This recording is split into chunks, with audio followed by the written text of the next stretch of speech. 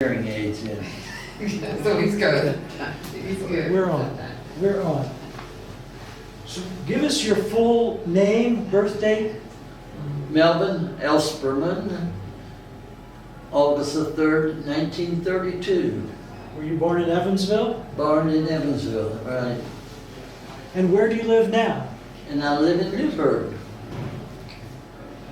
And what branch of the service were you in? I was in the Army, Okay. field artillery. And were you drafted? I was drafted What year?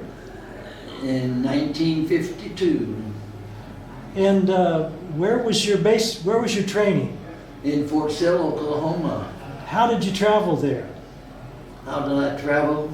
Yes, by How'd you- train, airplane? How'd they take you to Fort Sill? Well, I think it was by bus. Oh, okay. And what was your duty in at Fort Sill? I was a foreign observer. We Okay. would go out in the field and observe head of the ammunition and that.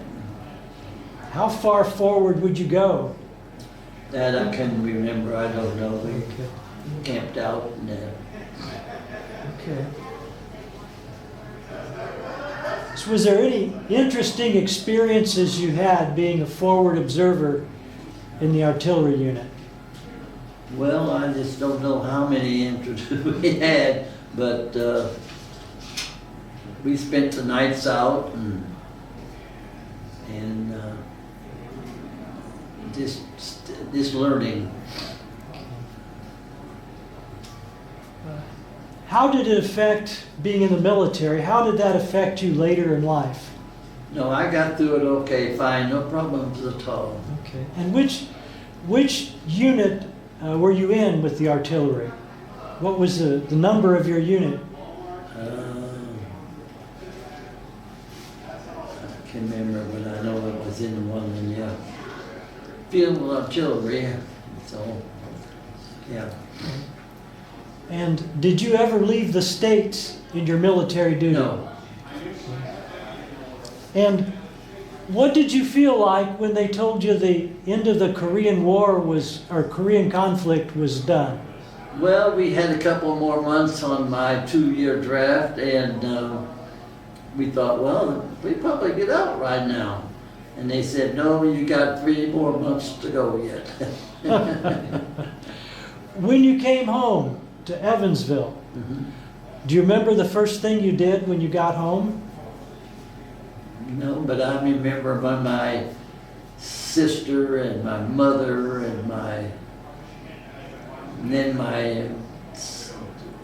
the other one was the driver, was my sister-in-law.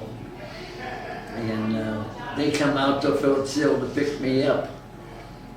And we had a good time going back to Evansville. Did they drive your car? Yeah, they drove my car. He left his 48 car. Plymouth. Was there a lot more miles on it after you got out of the Army? Were they driving it while you were? Yeah, my sister took over for it, and she drove it back and forth to work. So, with regard to your family in Evansville, your family in Evansville, what work did they do during World War II? Well, my dad was a roofer, and my mom, she was a good cook, and she helped out in all the kitchens and that places.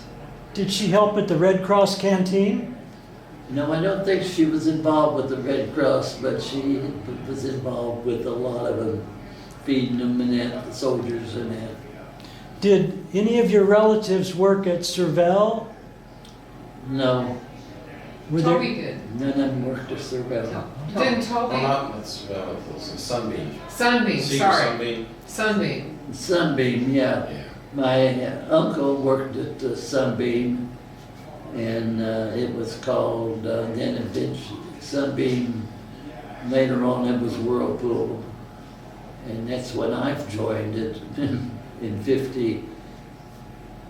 Let's see, I went in Whirlpool in 51 is when I went in there. Okay. and went to service, and then I came back and went back to work there. At I Whirlpool? worked there for 40 years. Okay.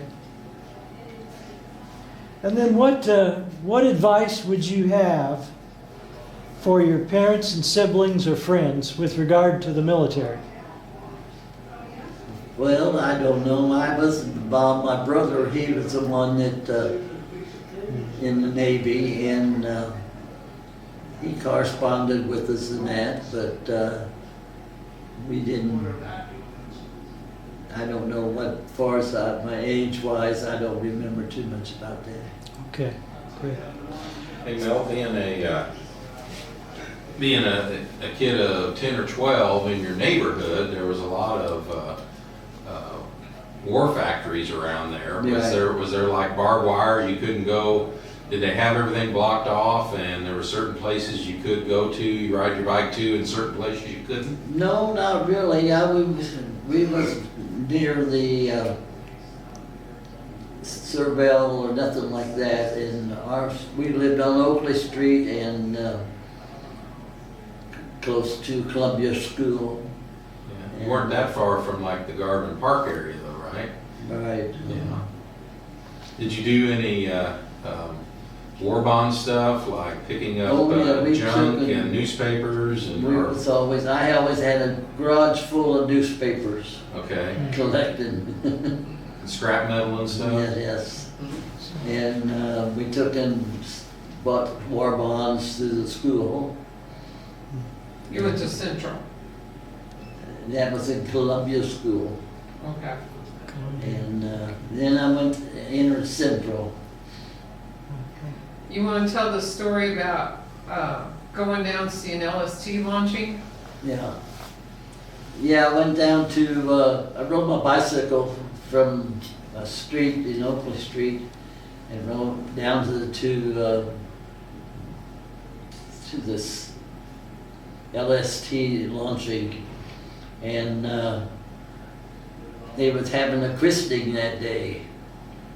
And I was lucky to pick up the christening bottle after they christened it. And I brought it home and saved it for years. And then I got married and left it at home, and I don't know what my dad did with it. But we enjoyed always riding our bicycles. We'd ride every Sunday. We'd ride out to the airport and have a pretty good ride. But we'd go out there on Sundays and go to Garvin's Park, always riding around. So did you ride to the airport to watch the planes? Yes. And my sister and I always was the one who was riding, and we had another couple kids would go with us, about 4 of us. And but we enjoyed that a lot. At the launch, the christening of the LST you went to, how did you get through the security to go inside? I don't know, I was on my bike probably about 12 or 13 years old, and I guess they just let me through. I don't know. But I got the bottle after it was christened. Yeah. But It was an extra bottle or a broken bottle? huh? It was an extra bottle or it was an extra whole bottle that had champagne in it still? No, like they already christened. Okay, so it was the top part of it that was broken. Yeah. Okay. And I was really glad to get that and took it home and put it up in the closet, and I hadn't seen it since. You were telling me about rationing. What did you say Tuesday was? Tuesday was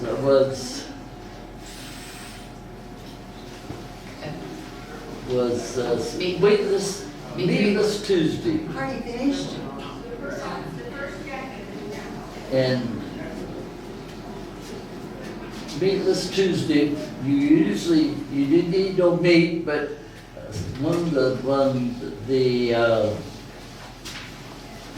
I guess that's where I learned to eat it, eggplant. was a substitute for meat. And nobody ate no meat on Tuesdays. Now, your house was pretty small and had a small backyard. Did you plant any No. plants like tomatoes or anything, or No, we didn't have that much. did your No. neighborhood have a community garden or anything like that? No, we didn't have the. So sometimes there wasn't what you wanted in the house, probably because of rationing. No. We always got our chickens at the grocery store and brought them home and cut their heads off and.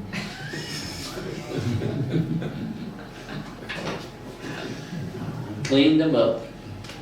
Anything else that you can think of, or? No. That's about all I think, but a lot went on. We always had the house next door was a shotgun house, and ours was, we had a porch or something on ours. And in between, we had a big empty space. We always played cards out there, or we took and played washers, and had a good time with the neighborhood. So we're ending our interview with Melvin Ellsperman. So he's here celebrating the end of World War II, the 80th anniversary. This is 31 August 2025. Thank you, Melvin. Thank you.